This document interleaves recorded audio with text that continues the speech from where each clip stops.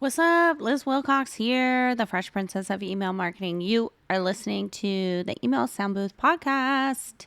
This is episode 57, which I can't remember if I already said that, but whatever. I want to share my best performing email from November. Transparency is key here. I am a lover of emails, and you, like me, are probably nosy. Like what, it's not like social media, right? Where we can see, oh, that reel got 100 likes and she's got 1,000 followers. That's a lot. I'm going to do a reel like that. It's not like that with email, right? We can't see how the email performed, right? So I want to share it with you.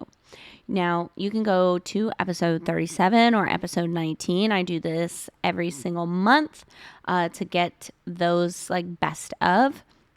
But let's go into November. Now, I'm going to remove, any emails that were just sent to my membership. My membership, those are my best customers. Those are my repeat customers, right? Because they're giving me $9 a month every month.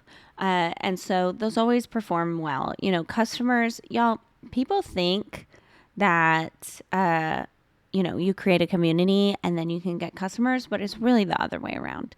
Customers create community. They invest, they take action, they share. Okay. Write that down. Well, don't. You're probably driving, but commit it to memory. Okay. Customers create community. Excuse me. I was sharing that because, people are always looking out for those Monday morning emails I send them. So those are always like my best performing emails. So I'm going to omit those. So I am going to look at my weekly newsletters, which honestly in November I did daily newsletters almost every single Monday through Friday. And I'm also going to look at sales emails because November was my Black Friday sale. Yesterday's episode 56, I talk about, did I hit my $250,000 goal for Black Friday? You'll have to go listen to that to hear the answer. But so we're going to look at newsletters. We're going to look at sales emails. So let me look at my notes. And honestly, this month was really hard to decipher. I sent a lot of emails. I sent 51 different emails, right? And that's not counting the ones I resent to unopens, which typically I do not do. This is a whole nother podcast. But when it's very, very important, sometimes I do resend to unopens. So I sent a lot of different emails, but I think I'm going to go with, for the best performing, drum roll please, I think I'm going to go with my cart open email. So this was sent November 25th, I think like 7 a.m. in the morning. I didn't write it down. It was pretty early in the morning Eastern time. Now this did not have like the best open rate of all my emails. It had about a 48% open rate, but it had a high click rate, 2.7, which was high for the month, because I sent so many freaking emails. But I want to say I made about 120 sales from this one email alone. So yeah, that feels like ding, ding, ding. We have a winner here. I think what contributed to the success of this email is it's quick, it's to the point, and I had built up so much momentum around the launch of my annual pass, around my Black Friday sale. So when they saw the email, the people that wanted it opened it, they clicked, they bought, right? That feels successful. This email was sent out to 8,690 people. So basically, everyone on my email list got it that was not a part of my membership. So was not a pass holder and was not even part of the $9 a month email marketing membership plan, right? So the open rate, again, yeah, okay. So it was 48.6. That honestly, especially for an opening day cart open email, is low for me. Usually open cart email, this one in particular with the same subject line, pretty much same content, is a 50% or above, but whatever. I still think it was the best email.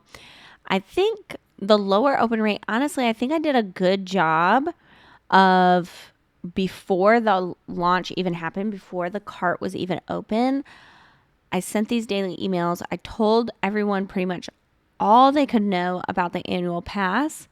So only the people that wanted that annual pass opened and clicked on it, right? Some people were automatically opting out, right? I don't need the annual pass, I'm not going to buy it, so they're not opening.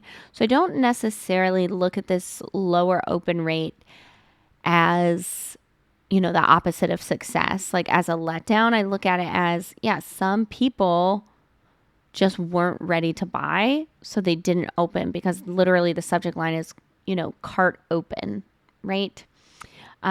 So yeah, I think that's a win. So the subject line was cart open and a pop quiz, because inside of the email, it's like, hey, the cart is open. If you're ready to buy, click over, which I think is why we saw a higher click rate.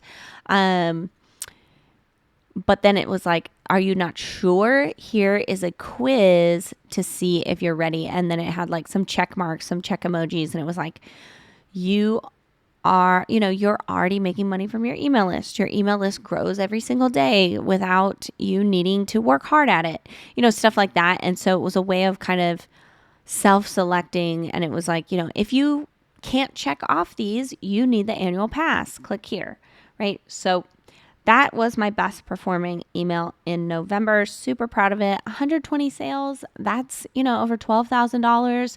Yeah, that is a successful email. Honorable mention, one that isn't a sales email. So remember, I said I was sending daily emails. Those daily emails were, number one, a way to show my credibility and authority within my space. They were usually really short, to the point, telling people, hey, Liz Wilcox, I am really good at email and you should learn from me. And then also, number two, they were to grow my wait list, to build up to show me how many people were actually interested in my annual pass, right? That's what I used my wait list for. To give me a good indication of, yes, these people, not that they're going to buy, but they are interested. I had over 1,000 people on my wait list in 30 days, out of, around 10,000 people. So I think that's a pretty good interest rate. Not, shout out mortgages, right? So I sent out one email called Click One, Please and Thank You, but the please was PLS and the thank you was TY. Click One, Please and Thank You. And then it had like a little heart emoji. And that got a 60.8 open rate and a 4.2 click rate. So this email was to get the wait list, to gain interest about the annual pass and to get people on the wait list. So it was, hey, when you join the annual pass, I'm going to do these 3 live events. Which one do you think I should do first? And so it got a lot of clicks on those. Or it was basically, like a vote for your favorite, right? Or vote for the one that's most important to you. So this is super successful in just awesome open rate, awesome click rate, but it also is successful because I got to see where people's heads were at, right? The majority of people wanted me to do the list building stuff first. So I know that, number one, my people need list building and they know it, which means, number two, I've been doing a really good job at kind of making that problem itchy, if that makes sense, bringing it up, because one of my main selling points for the annual pass is whatever. I knew it was going to be, hey, you need to grow your list. We're going to focus on list growth in the new year. And so when I saw people clicking, yes, we want the list growth activity first, I knew I was doing a good job, and I knew that my sales emails and the direction I was going with the annual pass in 2025, it all was aligned. So that gave me the confidence that my sale was going to do well, that I could write the sales emails around that positioning that I had been working on. And, the daily emails and the way I was seeding certain things was working. All right. So that is November.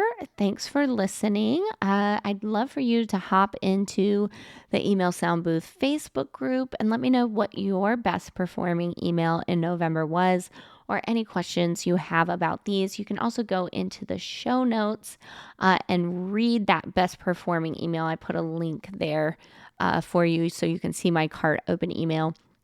And seriously, if you like the cart open email, go ahead and swipe it, save it for yourself for the next time you open your cart.